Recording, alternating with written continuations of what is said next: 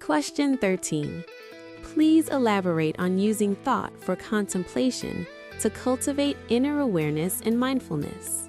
While right consideration involves cultivating a moral mind through virtuous thoughts, the practice of contemplation goes further by employing thoughts to reflect upon profound truths, or Dharma principles that lead to mindfulness and awareness.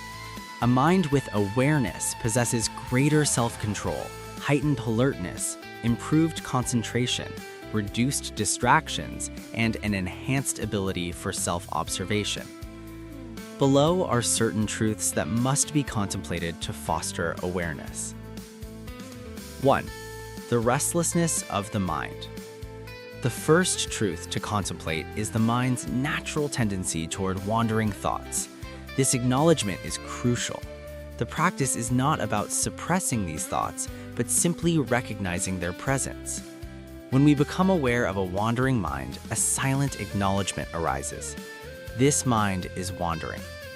This silent utterance is more than an ordinary thought. Rather, it is both an acknowledgement and a reflection of a truth that has been observed, acknowledged, and understood. This practice serves as a way to anchor the mind, enhance alertness, and reduce the extent to which attention is lost in the flow of restless and wandering thoughts. 2. The impermanence of the body. The second essential truth is the impermanence of the body. The body will age, fall ill, die, and ultimately decay, leaving no trace behind. Initially, this truth may need to be verbalized mentally, but with consistent practice, it evolves into an ingrained recognition that no longer requires words.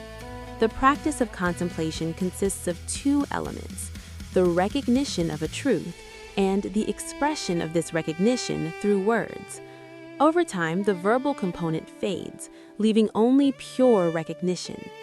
Contemplating the body's impermanence may take a long time, as it requires uprooting a deep-seated attachment to the body, a bond strengthened over countless lifetimes. This attachment extends to beauty, wealth, status, and beyond. Number 3. The illusory nature of the world. The third truth to contemplate is the inherently impermanent and illusory nature of all things, including fame, wealth, and power. While compassion for all beings remains irreplaceable, it is equally important to perceive the fleeting nature of worldly phenomena as transient and insubstantial as a dream. With this understanding, a practitioner leads a life of service, using worldly resources as tools for helping others rather than as objects of attachment. Recognizing the illusory nature of material gains demands courage, as attachment to wealth, prestige, and status is a powerful and deeply ingrained force. Regular contemplation of the illusory nature of the world and worldly gains solidifies the awareness needed for meditation. 4. Self as a mass of sins and ignorance. The three contemplations outlined above, acknowledging the mind's restlessness, recognizing the body's impermanence, and understanding the world's illusory nature, collectively establish a solid foundation for the mind to transcend attachments, overcome cravings, and cultivate the awareness required to detach from wandering thoughts. However, there remains one final and profound truth that demands deep and sustained contemplation. Our very self is a dense, firm, stubborn, invisible mass of ignorance and sins, deeply resistant to dismantling.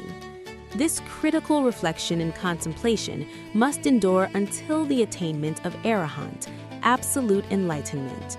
It requires steadfast commitment regardless of any advanced meditative states or spiritual attainments one might achieve. A critical mistake occurs when practitioners, upon experiencing meditative bliss, subtle stillness, or sublime spiritual states, believe they have reached the ultimate goal. Neglecting to reflect on their remaining ignorance and latent sins can lead to arrogance, which will unravel their hard-earned spiritual progress. A guiding verse for beginners in this practice is, When my mind is filled with awareness, I must still earnestly recall, this body is impermanent. However, once the foundational contemplations are mastered, practitioners must transition to this enduring reflection.